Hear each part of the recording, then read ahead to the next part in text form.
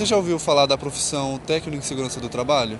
Eu já ouvi sim. Já participou de algum treinamento, alguma vivência, algo do tipo? Não, treinamentos eu não cheguei a participar. Vocês já ouviram falar que o Brasil se encontra em quarto lugar no mundo entre os países que mais sofrem acidente? A cada 49 segundos ocorre um acidente. A cada 3 horas e 30 minutos, uma vítima é fatal. Hoje iremos abordar a importância da segurança do trabalho. Por isso, fomos entrevistar alguns especialistas da área para sabermos as opiniões deles.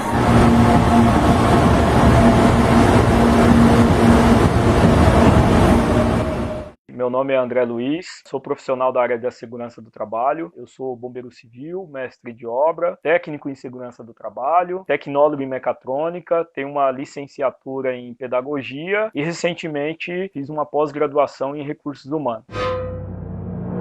Eu descrevo a segurança do trabalho como uma profissão desafiante. No âmbito corporativo, muitas vezes, a segurança do trabalho é mal avaliada por profissionais que não são da área, né? Então é um desafio aí para o profissional da área da segurança do trabalho dar um outro olhar, né, no ambiente de trabalho. O técnico que é formado numa boa escola e tem um conhecimento, ele tem total competência de organizar a brigada e levar a bom termo esse abandono e o combate ao princípio de incêndio.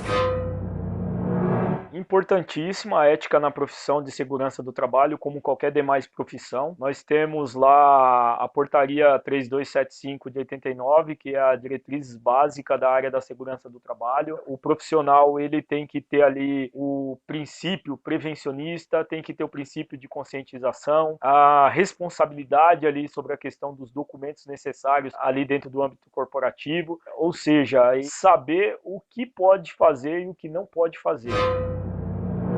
O desafio nos primeiros anos de segurança do trabalho é acreditarem no seu trabalho, porque uma coisa que nós temos que ter em qualquer profissão é perseverança. Vamos ouvir muitas vezes muito não, mas você tem que acreditar no sim. Também essa pergunta é bastante peculiar, porque uma das questões de eu usar cavanhaque foi justamente por causa disso. Você chegava em alguns serviços para dar treinamento, executar alguns documentos, na época, né, com aquele rostinho do Senai, muitos empregadores não davam credibilidade mesmo você tendo ali, sendo um profissional habilitado. Primeira análise de um profissional de segurança do trabalho num local onde que nunca teve a política de segurança do trabalho, analisar os documentos que já foram feitos, se já teve alguma prática no passado, por que essa prática foi interrompida, entrevistar os profissionais da área, né, principalmente do chão de fábrica, que vão ser assim os mais imediatos junto ao profissional de segurança do trabalho, e ao pouco desenvolver um cronograma de atividades, tanto da parte de documentos como da parte de treinamentos. Você teve algum treinamento de segurança? Não, só já ouvi falar. Eu acho que o interessante para o técnico de segurança do trabalho, já com uma certa experiência no mercado de trabalho, como técnico que está ingressando, né, no mercado, é envolver as pessoas. Desde a questão de um projeto, de um treinamento, e além disso, fazer o profissional ele entender a importância da segurança do trabalho. Por que o uso de um EPI? Porque tem que usar o EPC. Eu acredito que envolvendo o trabalhador seja mais assertivo para o profissional da segurança do trabalho. Eu vejo que o profissional da segurança do trabalho vai ter que atender à demanda da tecnologia. Um exemplo, algumas empresas já utilizam máquinas de equipamentos de proteção individual automatizada, onde que o profissional ele tem que, com a sua biometria, né, dar acesso ali ao equipamento da máquina. Um outro recurso é o próprio e-social, né, que vem postergando há alguns anos na área da segurança do trabalho, mas já é uma realidade na área de recursos humanos e contabilidade. Então, o profissional da segurança do trabalho, ele vai ter que estar antenado com essa nova tecnologia que não é específica da área da segurança, mas é uma característica de todas as profissões no futuro. que me motivou a exercer a profissão de segurança foi duas situações. Uma dentro da empresa, que na época eu era cipeiro, né? Fui eleito, né, pelos empregados, então era cipeiro representante dos empregados. E o segundo momento foi na faculdade, cursando o curso de tecnologia mecatrônica. Eu tinha uma disciplina de segurança do trabalho e me chamou a atenção as normas de NR11, 12, 13 e 14, que está muito próximo ali da questão da indústria, né? E aí depois eu vi também que na época, né, quando eu finalizei o curso em meados de 2008, na época tinha 33 normas regulamentadoras, né? E hoje estamos aí com 37 normas regulamentadoras, mais 4 normas sendo discutidas, né? Me chamou bastante atenção. Foi dois momentos que me acabou levando para a área da segurança do trabalho. Com tantos incêndios decorrentes, o Brasil se encontra preparado para lidar com essas situações? Acontece que tem bem poucos especialistas no Brasil. Então, o técnico de segurança do trabalho faz esse papel de especialista em segurança contra incêndio, assim como também o engenheiro de segurança do trabalho tem que fazer o papel de especialista de incêndio, se ambos não tiverem feito cursos fora do conteúdo programático do curso de técnico de segurança ou de engenharia. Nesse momento, não. Ele precisaria ter um curso específico de AVCB e, segundo, ele ter autorização do CREA para que isso se torne legal. O que está acontecendo agora muito, não é o ideal, mas não é ruim. O técnico de segurança faz o AVCB ou o CLCB e, infelizmente, ele tem que passar por uma arquiteta, por um engenheiro para dar a assinatura dele. Quer dizer, ficou faltando a cereja no bolo. O decreto 63/911 é um decreto do Estado de São Paulo, só vale no Estado de São Paulo. Foi uma lei criada pelo Corpo de Bombeiros, aprovada pelo governador da época, e que todas as empresas deviam seguir. As empresas do Estado de São Paulo deveriam seguir. Aí, a cada 10, 15 anos, as leis vão se modificando e essa lei é a mais atual. Então, esse decreto ele é uma evolução de tudo isso que vem acontecendo no estado de São Paulo. Como são 40, 50 CBs, Comissão Brasileira de Estudos daquele item, extintores, mangueiras, sprinkler, detecção, treinamento de brigadas, análise de risco, então é muito difícil a gente falar qual a frequência. Precisaríamos ler, saber qual equipamento e procurar lá na lista de norma e ler o que está escrito na norma, porque para cada tipo de produto, de equipamento, existe um período de inspeção. Um lixo. Bastaria que todos os estados seguissem o decreto-lei do Estado de São Paulo, não precisaria da Lei KISS.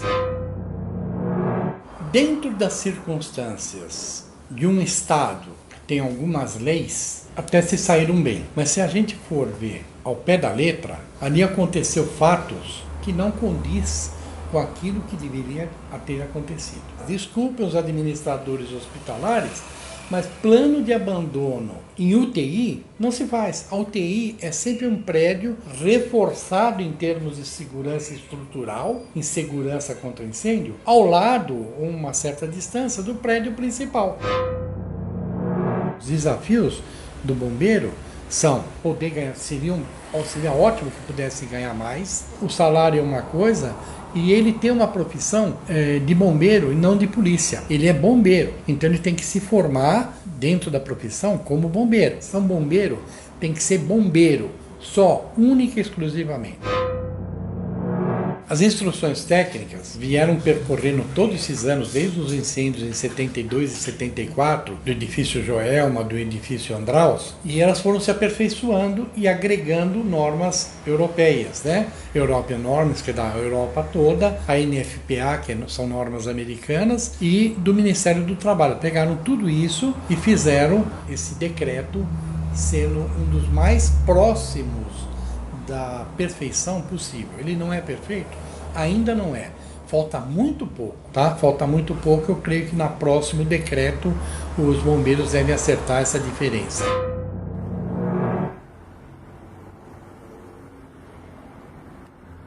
O Brasil é o quarto país em um ranking de acidentes do trabalho. E conversamos com o Wellington, que sofreu um acidente do trabalho com uma maquita semelhante a esta. Bom, eu saí de casa para trabalhar num dia normal como qualquer outro, e chegando no ambiente de trabalho a gente começou a exercer o que a gente sabe fazer no dia a dia, né? Que na minha profissão, no caso eu sou pedreiro, e a gente estava montando uma laje, a gente estava preparando o vigamento para essa laje. Foi onde eu medi o que precisava ser cortado e desci do andaime, que foi feito por nós mesmos. Chegando lá embaixo, eu precisava medir essa madeira. Como meu irmão é ajudante, eu pedi para ele segurar a madeira para mim. E eu, usando a maquita, medi, comecei a cortar. Era um dia chuvoso, a madeira estava muito molhada. No decorrer disso aí, eu comecei a cortar a madeira. Quando ela chegou perto do final, a madeira fechou e pressionou o disco. Só que a maquita, o gatilho dela é desligado automaticamente assim que você tira o dedo. Só que quando eu soltei o gatilho, não desligou a máquina. O vento da máquina que é produzido puxou a camisa. Foi automático, enrolou a camisa e desceu na região da barriga. Foi onde teve um dilaceramento muito grande da carne, chegando até minha parte intestinal, que veio sair para fora. A princípio, eu estava tentando me salvar de alguma forma, porque o local onde eu estava executando esse tipo de serviço era de difícil acesso. A sensação é de que vou morrer, não tem o que explicar além disso. A máquina era apropriada para o tipo de serviço que você estava fazendo? Ela não é apropriada para o tipo de serviço que eu estava exercendo, porque existe um outro tipo de máquina que exerce a mesma função, só que com uma qualidade melhor e até uma segurança maior também. Nesse ramo que eu exerço, eu já fiz parte de muitas empresas onde a integração do colaborador é essencial, é fundamental e tem que ser passado por técnicos de segurança do trabalho no caso, e é mostrado de que forma que é usado o EPI, para que eles servem, de que forma que eles vão poupar a sua vida, né? Só que o excesso de confiança às vezes te conduz a um erro gravíssimo e até mesmo fatal. Pode falar. Nayana da escuta. Mamãe, é a Ana. Tá no telefone? O que você quer dizer? Ok, na escuta. Alexandre, na escuta. Oi, pai. É a Luísa. Oi, filha. Oi, pai. Sou eu, o Arthur. Oi, pai. Sou eu, Esther.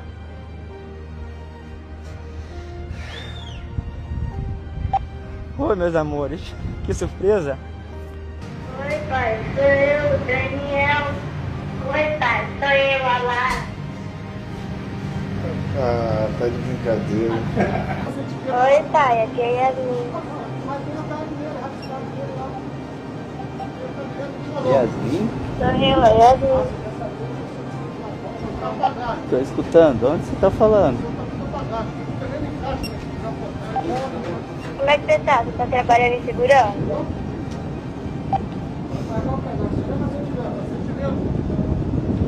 Tô sim, com certeza. Mamãe, você trabalha com segurança? Com certeza, trabalho com segurança para voltar para casa. Você trabalha com segurança? Com certeza, meu filho. Com certeza. Vou chegar em primeiro lugar para voltar para casa para ficar perto de vocês. Tô, meu amor, sempre. Você promete que volta pra casa todos os dias? Com certeza. O papai trabalha com o máximo de segurança para chegar em casa. Tá do seu lado e da mamãe. E eu preciso que você trabalhe com segurança para voltar todos os dias para casa e fazer nossa família feliz. Mamãe, você promete que você vai voltar todos os dias para casa? Com certeza, todo dia eu vou voltar para casa. Você promete que volta todo dia para casa? Sem dúvida.